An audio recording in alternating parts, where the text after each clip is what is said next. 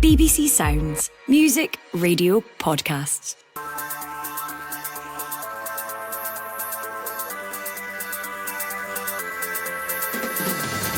Hello and welcome to the Scottish Football Podcast. It's Friday the 20th of December. I'm Phil Goodlad, although my producer says in the script that I'm the Grinch, but that has nothing to do with his Christmas quiz that we had on the podcast earlier this week.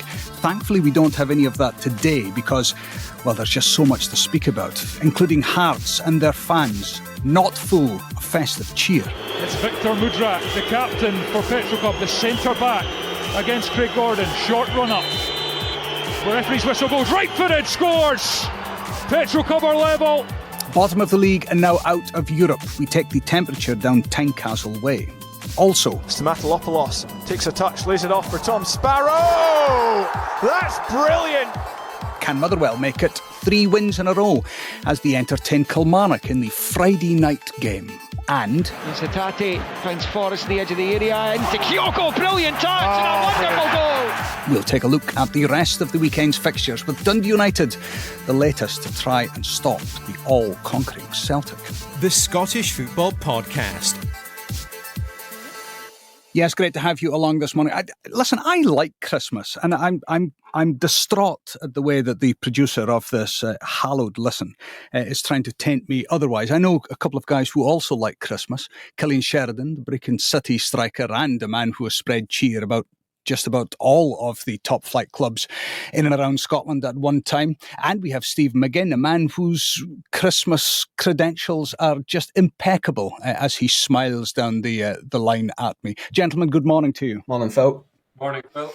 A quick question to you. If you were a Hearts fan this morning, how much Christmas joy is in your heart? There's none at all. I couldn't believe what I was watching last night. I think it's pretty damning. You look at the Conference League table as well when you wake up this morning about who's just beat them and who's qualified ahead of them. So, yeah, absolutely no good feeling among the Hearts fans this morning. Cillian, give me a cliche in football to try and allow Hearts fans to come to terms with being dumped out of Europe by what really were a dreadful Moldovan side, Petroclub.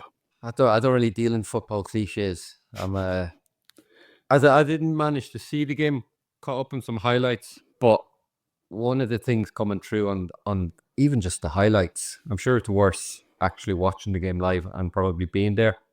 It was probably the reaction of fans to anything bad happening in the game. There's just a lot of negativity in the air there. There's a lot of fans probably seemingly, it seems rightly so, weren't happy at all with how the team were playing. Just the sheer volume of booing. Waking up today with a sore throat. Yeah, and I think that's a really interesting point because it wasn't just booing at full time. It seemed to be booing when there was misplaced passes, when the play was going backwards. Far better from us speaking about this is actually bringing the man who was behind the mic last night for Hearts TV, Laurie Dunsire, lead commentator for the club and also co-host of the Scarves Around the Funnel podcast. Laurie, first and foremost, thank you for turning up this morning. You're a good man, because when we booked you, I think we were booking you in the hope that we were going to speak all things glory about Hearts getting into the knockout stage of European football for the first time in 35 years. That seems a long way away this morning. Firstly, your reaction to what was a dreadful night at Tynecastle. Yeah, probably bah humbug if we're talking Christmas chat here, unfortunately. It was a dreadful night at Tynecastle, and I know Cillian just mentioned the atmosphere, and I think part of the issue tonight for the Hearts fans was it ended up being a continuation of Sunday. So Sunday against Kilmarnock was easily Hearts' worst performance of the season, deservedly beaten by a Kilmarnock side that had 10 men for 85 minutes of the game, and a Kilmarnock side that had the lowest number of home wins in the Premiership this season. Hearts at no point looked like they were going to break down Derek McInnes' side, and in fact it was Kilmarnock who looked more dangerous than Hearts throughout that game. So that was the first real dreadful performance under Neil Critchley. I think the fans have given him quite a bit of patience because he's come in and he's had a bit of a mess to deal with. They understand he's trying to input new ideas and change the philosophy of the team, but also try and build up some confidence in a group of players who were really lacking in it. But unfortunately, last night against Petroclub, it was just a continuation, like I said, lots of possession for Hearts, and the Moldovan side, who, to be honest, were not up to much at all. They finished as the worst side in the Europa League phase, and probably deservedly so. But they allowed Hearts to have all the possession, played in front of them, lots of sideways passes, no real ingenuity, no real spark and how to break them down. And it was a very easy Hearts team to play against. And sadly, that has been the story for a lot of the season. Hearts are easy to play against. And in the end, a 2-2 draw is probably up there as one of Hearts' worst results in Europe. It's up there certainly with Birkirkara, the Maltese team who put them out just a few years ago. Chorus of boos at half-time, and even worse at full-time. Speak to us about that atmosphere, Laurie, because Cillian mentioned it as well. It wasn't just at half-time and at full-time. It seemed to be from early on. As soon as there was a misplaced pass, or there was a phase where Hearts were trying to play the ball around at the back, their own supporters seemed to jump on them. Yeah, but I think that's because Hearts are sitting bottom of the table. They have one of the biggest budgets in the league. Obviously, we don't know the full accounts from all the clubs, but they'll be similar to Aberdeen, if not more. There's been a lot of money put into the club by both supporters, by benefactors. Off the field, they're in a good position revenue-wise. Over 20 million coming into the club every year. It's not a club that should be sitting floundering at the bottom of the Scottish Premiership table with the finances they have, and to be fair, with a lot of the players they have. So the performances haven't been good enough. And last night was just kind of, I guess, the tip of the iceberg in many of the problems. But it's a culmination of a lot of frustration for Hearts fans to see their team where they are and see them performing as they are. And to be fair, it was a brilliant opportunity for Hearts, to win the first 2 games in this league phase. They had I think one of the simulators they kept running was 95% chance Hearts will go through at that point. To lose the next 3 games in the league phase 2-0, to still have this opportunity tonight. And to be honest, in the end, they've only gone out on goals scored. Bizarrely, there's a Serbian side that were losing 3-1 and scored 3 goals in the last 15 minutes, and Hearts go out on goals scored. Let's be honest, if Hearts had gone through last night after that 2-2 draw, it would have been papering over cracks. It wouldn't have been deserved. But that just shows how big an opportunity that was for Hearts, as you mentioned, to get past Christmas still in Europe for the first time since 1989 in their 100th European game. And they managed to blow it against a side that, any Scottish Premiership team should be beating, that Petroclub side. Laurie, I'm not going to ask you, because I don't think it's fair, given that you're connected with Hearts as their lead commentator. So I'm not going to ask you about Neil Critchley. Instead, Steve McGinn, 4 wins out of 14 matches since he arrived at Tynecastle. How much pressure now is Critchley under? Yeah, he is under pressure. That's the bit I was going to ask Laurie about in terms of the atmosphere. I've played against a lot of good Hearts teams, but I've also played against some Hearts teams that have struggled. And the atmosphere last night is kind of like a game plan I've had at teams getting into games, because Tynecastle is an amazing place to play football. The atmosphere can be unbelievable, as we've seen in some of the big European nights already. But that was almost like what your game plan sometimes going to Tynecastle would be, try and make the atmosphere like that, where every time a Hearts player passed sideways and backwards, it felt that noise. And that's a bit that probably shocked me in the first half, how they couldn't isolate Sunday and the domestic struggles from what a big night it was for the club. It seemed to, I'm not blaming the fans, but it probably, because I'm not engrossed in Hearts day to day, it took me by surprise by the atmosphere from early on in play. And what the one thing I would say about Neil Critchley is, I'm a big advocate for sacking managers in transfer windows, or giving them a transfer window, because we are talking about a guy that took over a club that was struggling. He's not been able to sign a player. He's had to turn to a 17-year-old out of the youth team, which I love, by the way. We speak about the pressures of the game and not putting young players in. It's a guy that at bottom of the league, home to Dundee, went and said, do you know what? You're playing James Wilson. He didn't let him down. He went from, again, the start, and the boy went and done well again. But it's very hard, I feel, to criticise someone that's inherited a struggling team without being able to sign one single player and say he might need to go. So I find that quite harsh. Yeah, the problem though, Cillian, is, and Stephen is right to say it's difficult to criticise somebody when he's not had a transfer window, but this is Scottish football, and just 4 wins in 14 games. Critchley himself last night speaking about, if I get time, I have a plan that can hopefully change things, if I get time. And we've got another important game coming up on Sunday, but behind the scenes, internally with the discussions that we're having, we have a plan, and I know, given time here, which obviously is governed by results on the pitch, then I know what we need to do to improve and how we need to do it. And I'm confident that, I say, if we can get the results in the short term and given the time, we can do some good things at this football club. You say given time. Do you have doubts about staying? About your position? Yeah. Oh, no. Look, this is a results business, so no manager, they understand the consequences if you keep losing games of football. We haven't lost tonight. It feels like a loss though.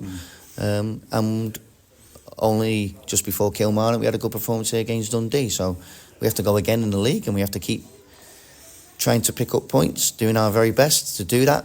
And if we do, then that will give me the time to make the changes I think are required. Yeah, it doesn't sound positive from his end. Normally you hear managers come out and kind of, it's the last thing they'll ever allude to as if they're under pressure or their job's in some sort of jeopardy.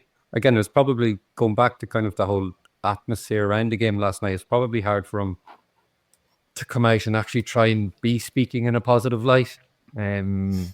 I think I don't want to say too much, because I know we're playing them in a few weeks, and you don't want to do that old thing of like giving them some motivation. But go on, Cillian. I'm sure they need all the motivation they need to take on Brecon. Go on, you stick it into them. Well, when you're watching it and you see, when you're in a team like that and the fans are so on top of you, and they're almost like they're going to games, it looks like, from a sense of like waiting for something bad to happen to then get all the frustrations out. Cillian, if you take on the Hearts team last night and the Hearts fans are as restless as they were, will Brecon fancy their chances in the Cup? I think any team would. When you're playing a team like that where the fans get on top of you, it's like Stephen was saying, like when you're going and playing the bigger teams, the one thing you're always doing at the start is try and silence the fans, get the fans on their back. And at the minute, it's almost like that's already happening before the game starts. You just need to. It doesn't look like you need to do too much to get them riled up. It's kind of there, ready to happen.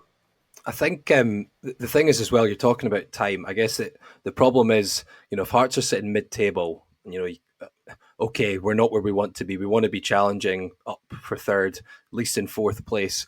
But it's not the end of the world. The fact we're sitting bottom, the problem is with time. We talk about a transfer window. Hearts have huge deficiencies in that team, namely the fact there's no real pace. There's no alternative to Lawrence Shankland, which is summed up by the fact that when his goals have dried up, the Hearts goals have dried up.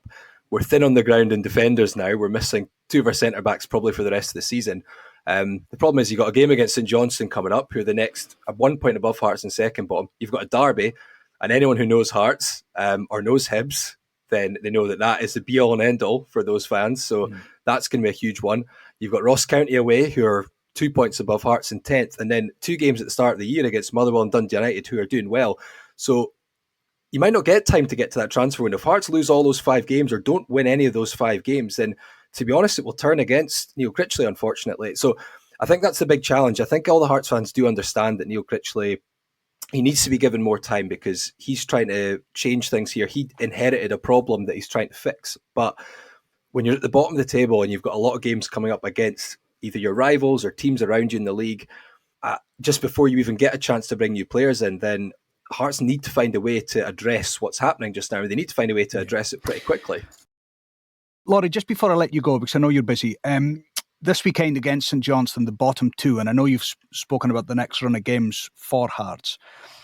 How critical is this game, not for what we've been speaking about, Neil Critchley's future, not about where Hearts are as a club, but actually for Premiership survival? Are we at this stage with the Hearts faithful speaking about being in a relegation battle? I think because there's so many teams so close together, it's hard to say it's a battle yet, but Hearts have to seriously consider that R word, because we're almost halfway through the season and they're bottom of the league. So, I think it wouldn't be right for Hearts fans to dismiss that just because they have such a bigger budget. If anything, they're going to be up against teams that maybe have more fight than them in this right now.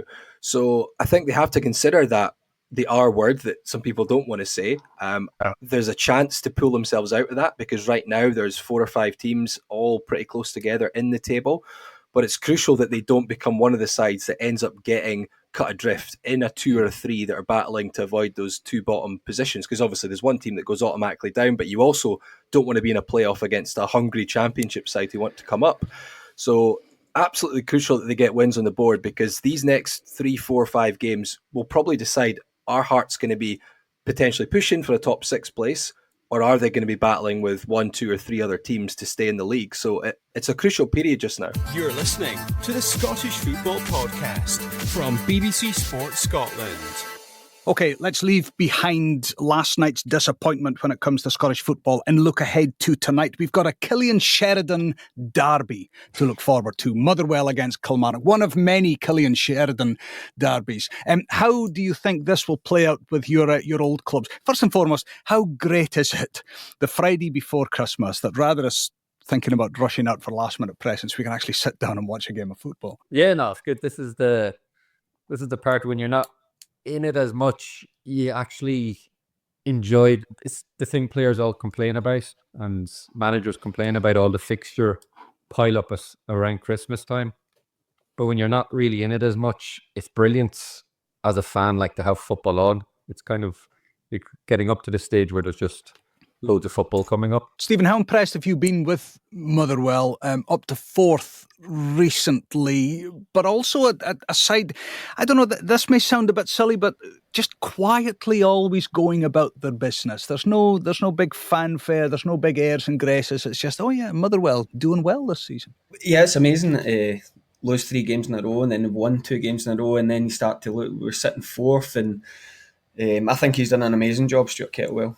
Really challenging times, dealt with injuries so far this season, but always kind of fronts up. I think his interviews are brilliant. I'm really looking forward to the game tonight. I think both teams off the back of results. I think Motherwell home games kind of guarantees goals, and at the minute, unfortunately, Kilmarnock almost guarantee red cards, so lots to look forward to. There's a couple of stats. We've got a stato in the department that gives us all these great stats. Listen to this. Despite playing the most away games of any side in the Scottish Premiership this season, Kilmarnock are yet to keep a clean sheet on their travels. They're also winless in their last 9 Scottish Premiership games played on a Friday. Will Derek McInnes, Stephen, be waking up this morning going, no, we're playing on a Friday? Absolutely not. I think for me, Friday night was the best night to ever play football. You get that win, you've got a weekend to enjoy, you watch all the scores come in, you feel like results are going to go your way because you've got the points in the bag. What I do think he's never quite got to the bottom of, for all his success at Kilmarnock, is just that going from the plastic surface at home to going to grass away from home. They've never quite, in his time there, even when I was there, never quite pieced it together in terms of the home form to away form. And I think it's something he's tried everything. He's tried different training bases, training on grass in the lead up to the game. I know myself, it's something that kind of caught me by surprise when the first season I played with Kilmarnock, just how different the surfaces and the way you run, the way the ball bounces, and I think that'll be what he's thinking about a lot more than playing the Friday night. Who wins tonight, if indeed anybody wins? I think it'll be really tight. I think off the back of Kilmarnock, they've had, as I said, I made a joke about it, but they've had red cards so often, playing with 10s. I think they'll take a big boost from that win over Hearts, going down to 10 men so early and digging out, which is a massive 3 points. I think it could be a very entertaining score draw. Cillian? I'd probably have to say Motherwell. Going on form, and Motherwell are up there for a reason, and probably vice versa. Kilmarnock are where they are for a reason. I feel like, I know it's a pretty obvious thing to say now, but if Kilmarnock aren't going to keep getting away with results like they did at the weekend if they keep getting players sent off and playing like 10 men. They'll get away with it now and again, but it's kind of, I know it is stating the obvious, but they need to start playing games with 11v11. Motherwell Kilmarnock, when you can hear with us on BBC Radio Scotland, 7 o'clock, the Sports On team on air for you. Right, let's move to the weekend. Hibs travel to Pittodrie to take on Aberdeen. Rangers, Dundee, Ross County host St Mirren. Let's whip through these. Stephen, at Pittodrie, Hibs, Aberdeen. 5 games without a win for second place Aberdeen. Have we reached crisis point at Pittodrie? Not crisis, but they did look in the last couple of performances. They looked like a team at the end of that big run, and I think there'll have been some sort of meeting during the week this week to say, look, we didn't go all that far just to let this drift away. They're still sitting second in the league against a team that struggled. I think they'll fancy their chances of getting back to business this weekend and getting another 3 points. And David Gray, Cillian, I mean, it wasn't that long ago that there was obituaries being penned for him from a footballing point of view. He seems to have turned things around at Easter Road. Yeah, he had a few good results lately. I think they were losing games without really playing so badly. I think they were giving away a lot of late goals and stuff, and that's once it seems as if he's kind of sorted that. I think the result coming back last weekend was massive, obviously. But he's I played with him briefly down at Plymouth, David Gray, and it was funny. I met him a few weeks ago, and he went over to say hello, him and the other rest of his coaching team. It was the first time I've seen him in years. And this was the first time I saw like manager mode David Gray. And he came over and I was thinking, David, like going over fun and taking like a wee pat on the back and stuff like that. But it was dead straight manager, like hands straight out, real serious handshake. I thought, okay, he's a manager now. Did you text him afterwards and go, why so serious, David? Where's the fun-loving guy? No, I just wait and said it on a podcast instead. So, listen, let me just keep a record of this. Stephen, you're going score draw, was that right? No, I think Aberdeen will win. 2-1. You had Aberdeen, sorry. Cillian? Yeah, I think I'm Aberdeen as well. They're due a win again. Good. Rangers, Dundee, and I think probably from an Ibrox faithful point of view, just putting to bed the last 5 days of fallout over the League Cup final be quite nice for them to just kick a ball. Rangers, Dundee? Off the back of the fallout for all the noise, this time last year Phil Clement was sitting second in the league and had a League Cup in the bag. So for all the negativity about decisions, they're still third in the league and we're in when it's nearly Christmas. So an absolute must win. Just tick it off and move on to bigger challenges ahead. Do you think they'll beat Dundee? Yeah, I think they'll win 2-0. Cillian Stato has been at it again. Listen to this one. Rangers unbeaten in 14 meetings with Dundee across all competitions at home since a 2-1 defeat in November 2017. Listen to this. Dundee have lost each of the last 18 away games against Rangers in all competitions since a 2-0 win in March 2001 under Ivano Bonetti. I mean, there is a blast from the past. And again, Christmas gifts to the gentleman or lady who comes up with these. I don't even know who it is. We just call them Stato. They go around with a little Stato mask on. Cillian, Rangers, Dundee. Well, you've made it impossible for me now to pick anything other than a Rangers win. So I think I have to go with the stats. And on Sunday, we've touched on it already, Hearts St Johnstone. How big a match for this we've spoken about with Hearts. St Johnstone, though, I mean, if they lose, then they sit bottom, and the focus then turns on Simo Valakari's start at McDermott Park. I mean, this is a big game for both clubs. Yeah, both clubs, like you say, but St Johnstone after last weekend's game, actually went to it and left on about 85 minutes. Then when I got home, I saw the score and I was like, what the hell? But St Johnstone they're playing a completely different style now to what previously you'd associate St Johnstone with.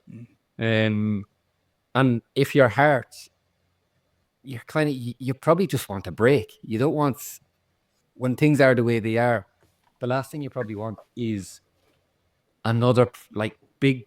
It's a big game for them, no matter what. I mean, asking if they're in a relegation fight when they're bottom of the table on the 20th of December, they can't deny that they're not. So I think it's a massive gain for Hearts as well. One word answer from you. Who wins? Draw. Stephen? Hearts. I jumped straight to Sunday and forgot to get the last Saturday fixture, which is St Mirren, Ross County. So Stephen, in a word, who wins that? St Mirren. Cillian? St Mirren. Finally, Dundee United, Celtic. Stephen, who wins this one?